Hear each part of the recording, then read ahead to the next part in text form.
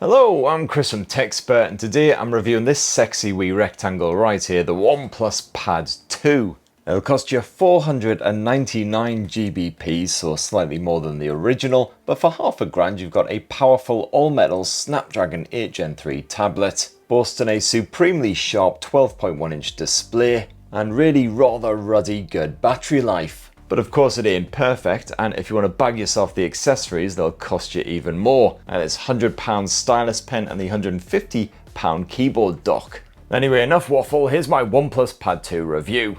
So let's start with the design. Let me just rip it out of this keyboard cover shenanigans first. Whoop. Well, first up, as you can see, it's pretty hardy. You've got a massive 12.1 inch display on the Pad 2, but as you can see, pretty skinny bezels surrounding it, so it doesn't feel particularly unwieldy. And don't stress about those skinny bezels either. It doesn't matter if your thumb or your palm flesh intrudes on that screen, it still remains responsive, as you can see there. You can still swipe and poke to your heart's delight. And it's quite a hefty wee bugger though, at almost 600 grams, so I definitely want to get a few push-ups on the go if you don't want your biceps aching after about 20 minutes. Now, like the original OnePlus Pad, this tablet is clad in aluminium, so that helps give it a nice solid feel.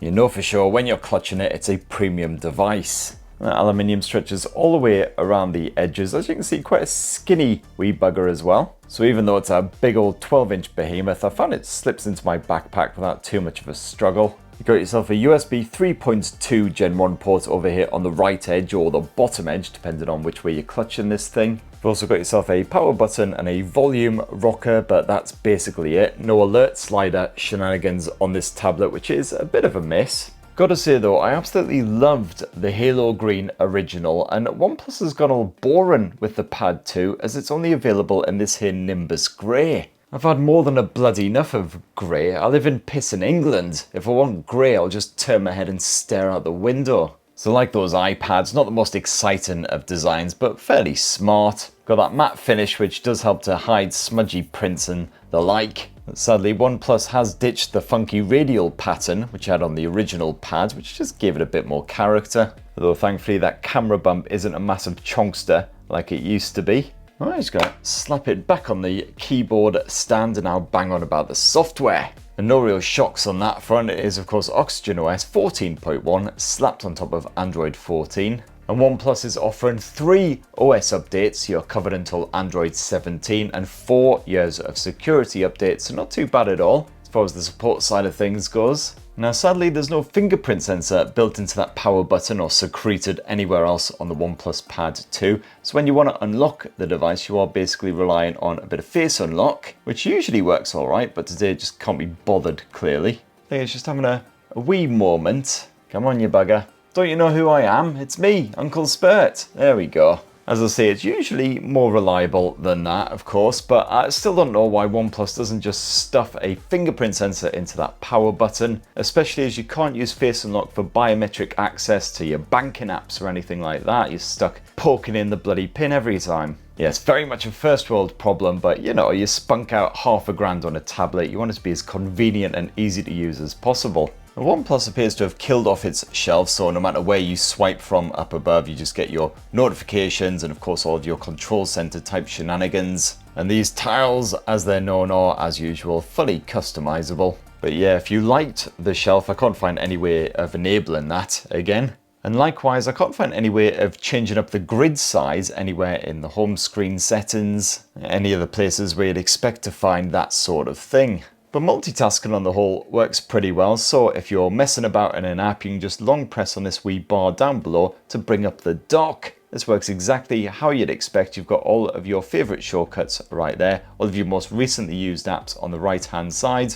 You've also got fast access to all the rest of your apps and also your files. However, I have found that that dock won't actually pop up when you're in certain apps. So for instance, in good old Google Docs, you can be pressing that thing for days and absolutely no sign of the dock at all. Hopefully that'll be sorted soon. I've already had a couple of updates through since I started reviewing the OnePlus Pad 2 just a couple of weeks ago, so you can't say that OnePlus aren't on it at least. And as usual, OnePlus has chucked in some pretty decent gestures for your multitasking. So for instance, you can just swipe down the middle of the screen with 2 fingers when you're in an app and then select another, and boom, you're straight into your split screen multitasking. And of course, you've got that smart sidebar as well, so you can just swipe that in and then tap something else if you want a bit of full-on 3-way action.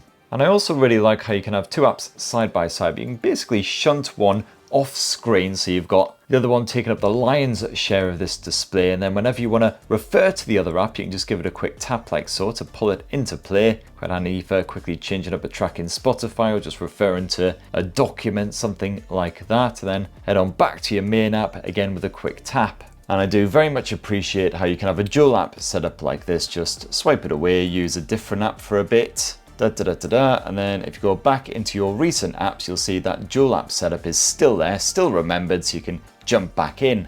I've seen a couple of other weird little bugs though, however. So for instance, even if you've got auto rotate switched off, I have noticed that some apps still insist on opening in that orientation. Even OnePlus's own bloody store app. So why, the OnePlus Pad 2 still slightly quirky at times, bordering on batshit mental. But then to be fair, I've been testing it ahead of the actual official UK release, so there's always a few wee bugs to iron out. Hopefully in another couple of weeks or so they'll all be flattened and it'll be smooth sailing. Oh, and no worries if you do download quite a lot of apps, because you've got 256 gigs of storage on the OnePlus Pad 2, although that's not expandable via micro SD. Now if you want to turn this tablet into a makeshift laptop, you do have the option of this keyboard cover. Pretty simple setup. You've got this back end which just snaps on magnetically like so, helps to prop the tablet up, and then same thing goes for the keyboard dock, just snaps on magnetically, and there you have it.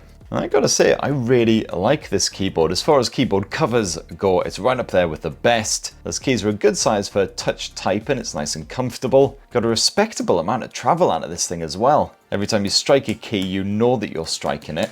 They don't feel too cramped, too crushed together. You do only have a single raw enter key, but that's pretty much the limits of my moaning about this thing. Well, that and the fact that there's bugger all backlight in here as well. So if you are working at night with a sleeping partner beside you in bed, you're going to have to turn on some sort of light. May I recommend a headlamp of some sort. Oh, and of course, as usual with these 2-in-1 convertibles, this setup works pretty well as long as you've got a desk or a table, some sort of flat surface to stick it on. It's not quite so good if you're having to rest it on your knees or something. It's that little bit more awkward. Apologies for the obligatory hairy legs. That said, I have found that this setup does still work on trains, even with those tiny annoying tables. All you need to do is detach the keyboard, you can rest the tablet on those weeny pull down tables, and then it's actually a Bluetooth keyboard, so you can still use it even when it's not directly connected to the tablet. Very handy indeed. You might have also noticed that the touchpad is now bloody massive. If you want to use it, this generally works fine. You've got 2-finger scrolling in most apps, which sometimes balks up a bit. And in other apps like good old Google Docs, again, just does not work at all most of the time. Except for now, when I'm demonstrating it, of course. Thankfully, when you use the clicky corners, it doesn't make the cursor go too crazy like it does on some other touchpads. It does jitter around a little bit, but not too bad. Otherwise, you can just double tap the surface of the touchpad. But frankly, more often than not, I just completely ignore the touchpad and just use the actual touch screen because that's what it's for. And as before, the OnePlus Pad 2 also comes with stylus support, the OnePlus Stylo.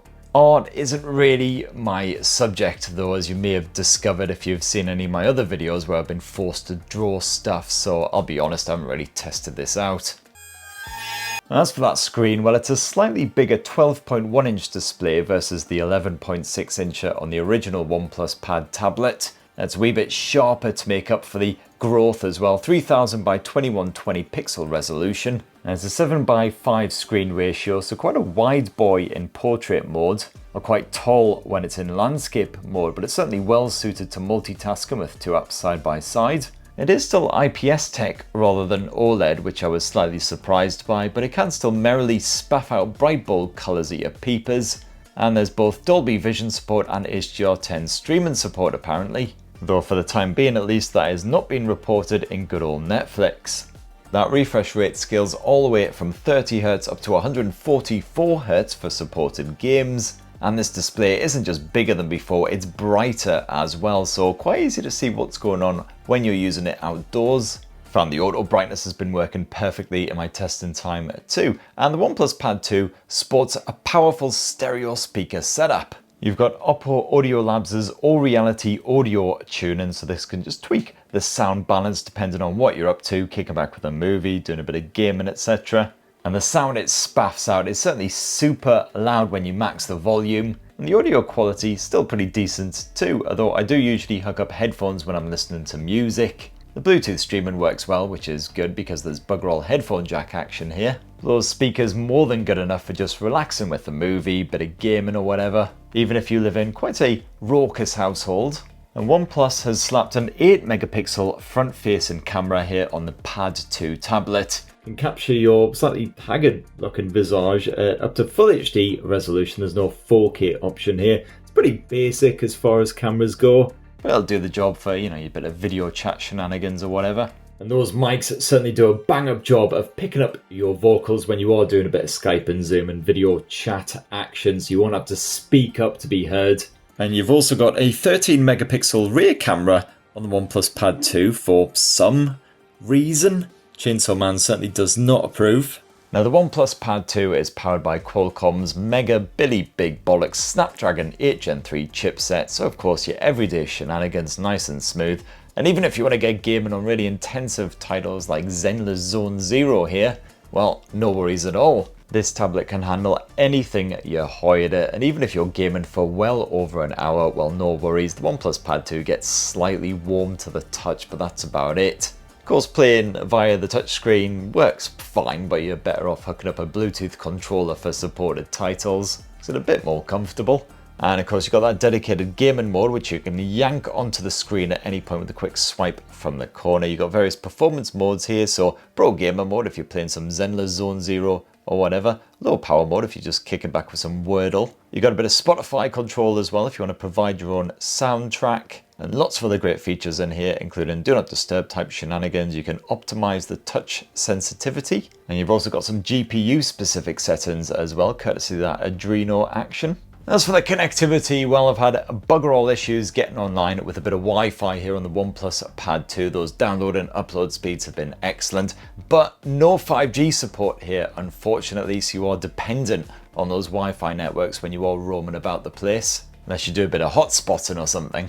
As for the battery, well, more good news there. Just like the original OnePlus Pad, you've got a 9,510 mAh capacity cell. It's an absolute whopper. I found that battery drain was really impressively low, so it only tended to trickle down about 8% an hour when I was multitasking with two apps side by side and streaming a good bit of music in the background on Spotify, thus giving you all day play, no worries, even from early in the morning all the way up until you basically pass out face first on your pillow. And I found that even if I was doing more intensive stuff like constantly using the camera for a bit of video chat action, something like that, the video drain was still really good. I still got around 8 to 9 hours of full on action from this thing. That said, when you hibernate the OnePlus Pad 2, the battery does drain slightly faster than the original. The original one, you could leave it for like a month, come back to it, it would still have power, whereas this thing tends to drain about 3 to 4% just overnight. So I'd say, you know, switch it off if you're not going to be using it for a while. But you know, even if it does die on its arse, well, no worries. You've got OnePlus's SuperVOOC 67 watt wired charging, so